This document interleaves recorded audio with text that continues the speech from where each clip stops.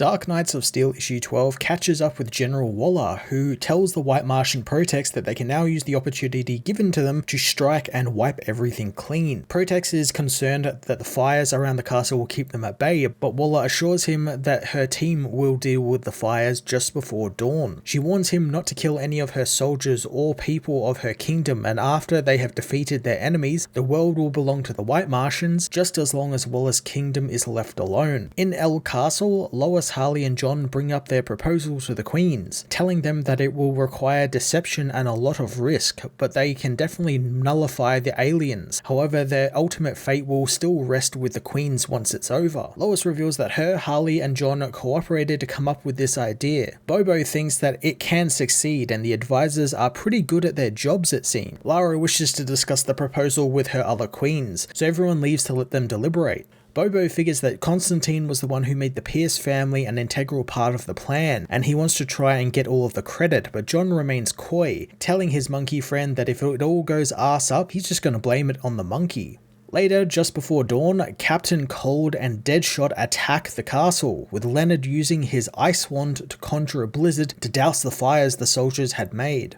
A sinister green smoke begins rolling through the lines of soldiers, but Black Canary steps forward and delivers a scream, blasting the cloud of smoke and revealing it to be the White Martians, who return to their natural form and attack the Amazons with their kryptonite weapons. John senses that they have come, reminding Bruce that they are a cunning enemy and not to underestimate the White Martians. Bruce thanks him but doesn't know what to call the Green Martian. John takes on the form of Alfred, telling Bruce that he has been Alfred for decades and would like to continue to be him. Bruce tells him that he can be who he needs to be, saddened that Alfred cannot join them, but they will make the White Martians pay for John's world and his family. The heroes leave to join the battle as Protex confronts General Philippus, breaking the woman's sword and grabbing her, telling her to look at the last thing she will ever see. Prince Cal slams into the villain, freeing the general as the prince tells Protex that it's the powered heroes he wants, and they won't be fighting where there are too many that could get hurt. Protex doesn't think there will be any battle, only a slaughter, rallying his soldiers as the heroes escape. Protex pursues the heroes to Mount Christoph, thanking them for making the hunt an easy one. Diana demands to know which one of them killed her mother, and one White Martian steps forward, gloating over Hippolyta's grisly death, telling Diana that she will join her mother soon. The ground begins to rumble as Queens Jennifer and Anissa Pierce unleash lightning and earthquakes onto Mount Christoph, kickstarting the dormant volcano and raining fire down on the fleeing White Martians. Jacob Pierce meanwhile uses his storm powers to shower the castle with rain, protecting it from the fire and the heat of the nearby volcano.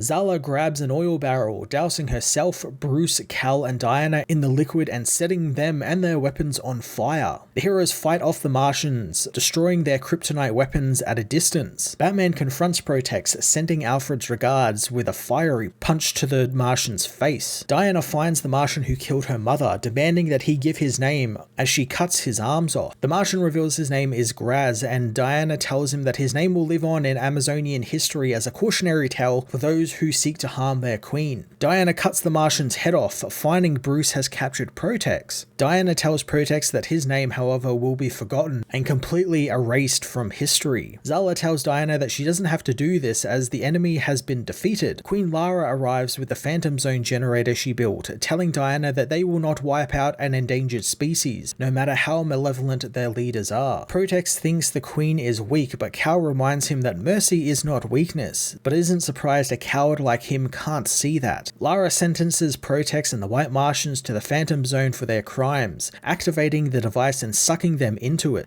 Back at the castle, Alfred finds Waller and Deadshot arriving, asking where they have been. Waller says that she and Wade were with the soldiers, but Alfred knows better, telling the woman that she has hidden her thoughts well, but Deadshot's aren't so hidden to him. Alfred knows all about her partnership with Protex to wipe everything out, telling the general that she will be taken to the dungeons for her crimes. He grabs Waller's arm, but thanks to the spell protecting her, Alfred catches on fire. Bruce meanwhile hears his cries in his mind, knowing it's from Alfred, and without thinking about it, Bruce flies into the sky, heading towards the castle, and upon reaching its doors, he sees Alfred immolated, turned to ashes in his hands. In the confusion, Waller makes it seem that Deadshot was the one who did this, stabbing Wade and killing him. She tells Bruce that Deadshot was working for the aliens, but she discovered his treachery too late, apologizing for the death of Alfred. A week later, the three kingdoms prepare to sign their treaty. Lara is glad that Bruce came to the procession, gifting him a special quill since he should be the one to sign the treaty for their kingdom. Lara tells him that he is a Wayne and an L and he should represent them both, but Bruce declines the offer, knowing while he'll do everything in his power to serve the throne, he will never sit on it. Constantine meanwhile thinks that after the treaty is signed, they should all celebrate, but Lois knows they need to prepare for what might come after, since there is still the Lord of the Seas, the Sky Realm, and the Jarls of the Frozen Isles to deal with. Harley thinks that as a juggler, she can multitask an empire defense and a party at the same time. Constantine is happy to drink and plan, but Lois refuses to plan a defense while inebriated. She leaves her friends to find Princess Cal and Bruce, asking if Cal is telling Bruce about how he escaped Amazonia. Cal knows that that will be his secret, which Lois finds a shame, since she enjoys solving mysteries. Bruce has questions about Cal's time with the Amazonians and Lois, but Cal tells his brother that his mother is right, and Bruce should be the one leading the kingdom as it is his birthright. Bruce reminds Cal that he is the one who told him how backwards their traditions were,